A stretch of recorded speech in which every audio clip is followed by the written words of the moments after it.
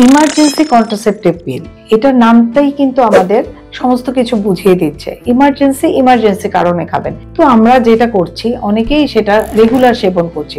Regular সেবন করার ঔষধ নয় এটা। আপনি ইমার্জেন্সি, আপনি যারা হঠাৎ করে দেখবেন একটা ব্যবস্থায় আছেন, ধরেন আপনি 3 মাস ইনজেকশন নিয়েছেন, মাঝখানে 1 মাস আপনার কোনো কারণে ইনজেকশন নিতে পারছেন না, সেই মাসটাতে আপনি ইমার্জেন্সি কন্ট্রাসেপটিভ পিল ব্যবহার করতে পারেন। অথবা আপনি রেগুলার কন্ডম ব্যবহার করছেন, আপনার হঠাৎ করে সেটা কন্ডমটা ফেটে গিয়েছে বা যে কোনো কারণে কন্ডম ছাড়া আপনার সহবাস হয়ে গেছে, সেই ক্ষেত্রে আপনি ইমার্জেন্সি কন্ট্রাসেপটিভ পিলটা ব্যবহার করতে পারেন। সেটা কিন্তু ডোজ এবং সময় অনুযায়ী ব্যবহার করতে পারেন। আমরা সাধারণত বলি 24 ঘন্টার মধ্যে ইমার্জেন্সি কন্ট্রাসেপটিভ পিলটা আপনি নিয়ে নেবেন।